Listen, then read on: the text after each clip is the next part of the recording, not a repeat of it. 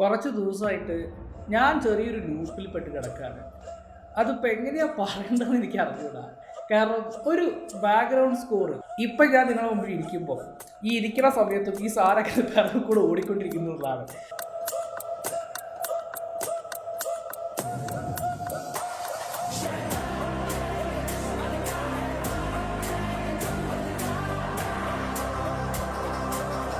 അപ്പോൾ background score എന്നുള്ള സാധനം ഒരു സിനിമയെ ഏതൊക്കെ തരത്തിൽ എലിവേറ്റ് ചെയ്യുന്നുള്ളതിന് നമുക്ക് ഒരുപാട് എക്സാമ്പിൾസ് ഉണ്ട്.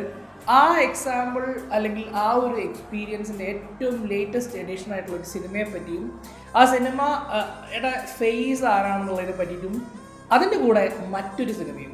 സോ ഒരു വെടിക്ക് രണ്ട് പക്ഷിയാണ് ഇന്നത്തെ എപ്പിസോഡ്. വെൽക്കം ബാക്ക് ടു ജോട്ട് SPK.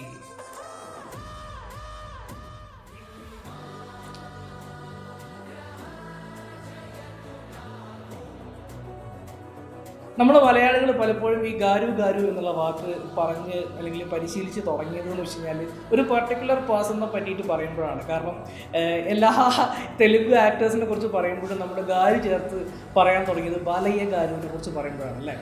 അപ്പോൾ ഇന്ന് ഞാൻ പറയാൻ പോകുന്ന സിനിമ ഞാൻ എൻ്റെ സ്വപ്നത്തിൽ പോലും ഞാൻ വിചാരിച്ചിട്ടില്ല. ഞാൻ ബാലയ്യയുടെ ഒരു സിനിമയെ പറ്റിയിട്ട് ഒരു ഒപ്പീനിയൻ, ഞാൻ റിവ്യൂ എന്ന് പറയില്ല, ഒരു ഒപ്പീനിയൻ ഞാൻ പറയുന്നുള്ളത് ഒരിക്കലും പ്രതീക്ഷിക്കാത്തൊരു കാര്യമാണ്.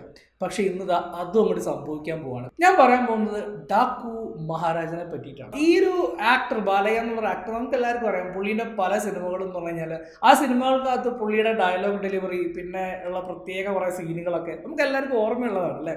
അപ്പോൾ ഈ സംഭവങ്ങളൊക്കെ കണ്ടതിന് ശേഷം കഴിഞ്ഞ കുറച്ച് വർഷങ്ങളായിട്ട് ഹീസ് അണ്ടർഗോയിങ് എ ട്രാൻസ്ഫോർമേഷൻ. അപ്പോൾ ആ ട്രാൻസ്ഫോർമേഷൻ്റെ ഭാഗമായിട്ട് നമുക്ക് ഈ ഒരു സിനിമയെ ശരിക്കും കാണാം.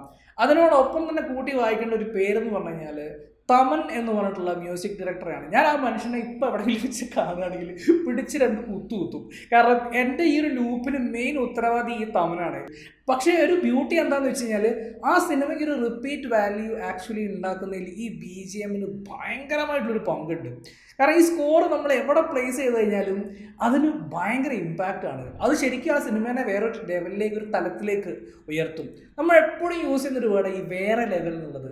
ശരിക്കും എന്താണ് ഈ വേറെ ലെവൽ? വളരെ സാധാരണമായിട്ട് നമുക്ക് തോന്നുന്ന സാധനങ്ങളെ ഒരു നോർമൽ പൊസിഷനിൽ നിന്ന് കുറച്ചൊന്ന് ഉയർത്തിയിട്ട് എല്ലാവരിലേക്കും അത് എത്തിക്കുന്ന രീതിയിൽ, അല്ലെങ്കിൽ എല്ലാവർക്കും കാണാൻ, എല്ലാവരും നോട്ടീസ് ചെയ്യുന്ന രീതിയിലേക്ക് എത്തിക്കുന്നതിനെയാണ് നമ്മൾ ഒരു നെക്സ്റ്റ് ലെവൽ എന്ന് ശരിക്കും എക്സ്പ്ലെയിൻ ചെയ്യുന്നത്.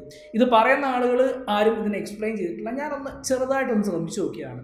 Coming back to this film, ഞാൻ ഈ സിനിമയെ പറ്റി ഒരുപാടൊന്നും പറയുന്നില്ല. പ്രത്യേകിച്ചും തെലുഗു മാസ് മസാല ഫിലിമുകളിൽ നമ്മൾ കഥയെക്കുറിച്ച് സംസാരിക്കുക എന്ന് പറഞ്ഞു കഴിഞ്ഞാൽ മട്ടൽ വെട്ടിയടിക്കണം. ഞാൻ കോക്കിൻ്റെ ഭാഷ ഒന്ന് കടമെടുക്കുകയാണ്.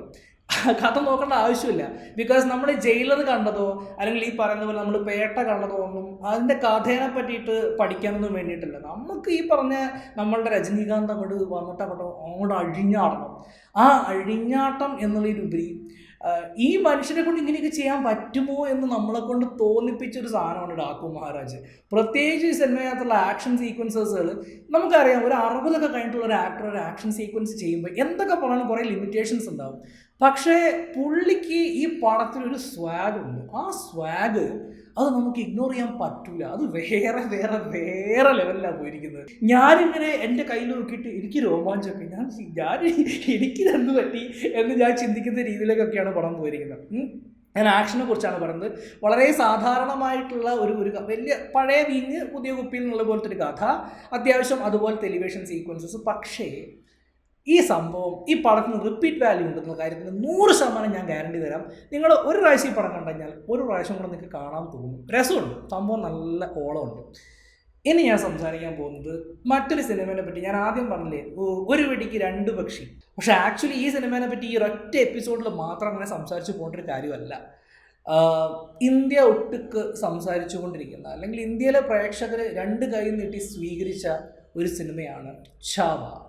ആൻഡ് ചാവയെ പറ്റി ഞാൻ കൂടുതലൊന്നും സംസാരിക്കുന്നില്ല. എനിക്ക് ആ സിനിമയെ പറ്റി പറയുന്നതിനെക്കാട്ടും കൂടുതൽ പറയാൻ ഇഷ്ടം, താല്പര്യം വിക്കി കൗശലിനെ കുറിച്ച് പറയാനാണ്. കാരണം he is like a true Warrier.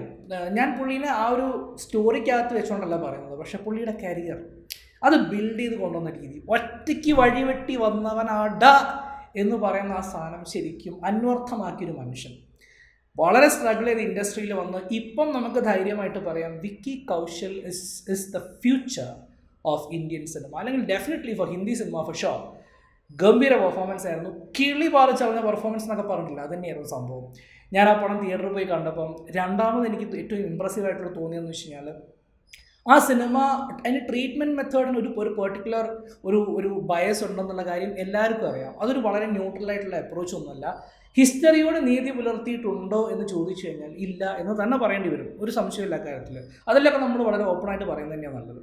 പക്ഷേ ആ സിനിമയ്ക്കകത്ത് ഡയറക്ടർ വളരെ പെർട്ടിക്കുലറായിട്ട് യൂസ് ചെയ്തൊരു സ്ട്രാറ്റജി എന്ന് പറയുന്നത് ഈ രണ്ട് ക്യാരക്ടേഴ്സ്, അതായത് സംഭാജി മഹാരാജ് ആൻഡ് ഔറംഗസേബ്, ഈ രണ്ട് ക്യാരക്ടേഴ്സും കണ്ടു കഴിഞ്ഞാൽ ഈ ആളുകൾക്ക് പിന്നെ ഈ രണ്ട് റോളുകൾ വേറെ ഏത് സിനിമയിൽ കണ്ടാലും ആ സിനിമയിലെ ആക്ടേഴ്സിൻ്റെ മുഖം അല്ല ഓർമ്മയിലേക്ക് വരാം.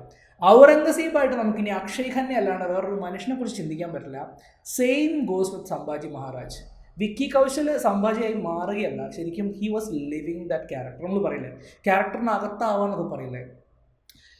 ക്ലൈമാക്സിന് മുമ്പുള്ളൊരു 30 മിനിറ്റ് എൻ്റെ പൊന്ന് മക്കളെ, അത് പറഞ്ഞു തരാൻ പറ്റില്ല. അത് നിങ്ങൾ തിയേറ്ററിൽ പോയി കണ്ട് അനുഭവിക്കുക തന്നെ വേണം. കരച്ചിൽ വരും, തീർച്ചയായിട്ടും കരച്ചിൽ വരും. കാരണം നമ്മൾ എത്ര സ്ട്രോങ് ആണെങ്കിലും നമുക്ക് ഇതിൻ്റെ ലോജിക്കും കാര്യങ്ങളൊക്കെ മാറ്റി നിർത്തി നമുക്ക് പെയിൻ ഫീൽ ചെയ്യാൻ തുടങ്ങും. കാരണം ചില കാര്യങ്ങളൊക്കെ നമ്മൾ ആ ക്യാരക്ടേഴ്സിനൊക്കെ കാണുമ്പോൾ characters become close to us. ആ ക്ലോസ്നെസ് വരുമ്പോൾ ആ മനുഷ്യൻ അനുഭവിക്കുന്ന വേദന നമ്മളുടെ ശരീരത്തിലേക്കും വരും. അയ്യോ, ഒന്നും പറയാനില്ല. പിന്നെ മറ്റുള്ള പല ആളുകളും പറഞ്ഞ ഒരു ഒപ്പീനിയൻ, എതിരഭിപ്രായം എനിക്കുണ്ട്.